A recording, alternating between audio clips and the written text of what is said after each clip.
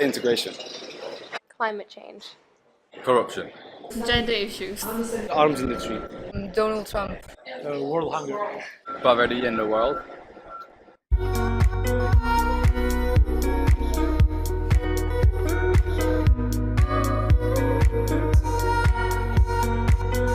Today in the world, there are still 795 million people who go hungry to bed every day.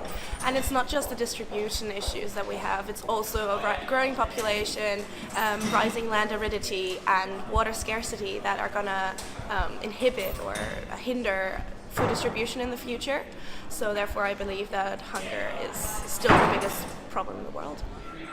I think it's the arms industry because I think a few interest groups control this, and they use the industry to create this instability in certain regions of the world, which causes all the humanitarian crisis and especially the migration one.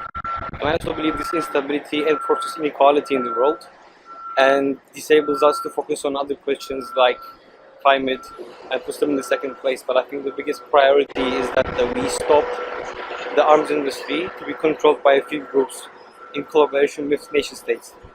So patriarchy is so entrenched in people's minds that it affects everyday actions.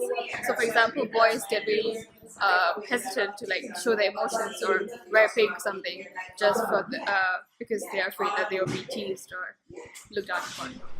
Well, I think personally, in such a globalized world now, with people moving all over the place, tolerance to diversity is one of the biggest issues, especially in the media at the moment. I mean, it's very controversial, for instance, with how refugees are integrating into society, whether Islamic values or so-called Islamic values are compatible with Western democracies. It's very contentious at the moment as well. I definitely think that climate change is the most important issue right now because it encompasses so many other issues like gender, environmental issues, but most importantly it's very systemic, and I think thankfully we can all do something about it, and it starts from the bottom up, and it all starts with you, just don't buy plastic and and do whatever you can do to pressure maybe people higher up to make sure that sustainable development is a central part of policy making.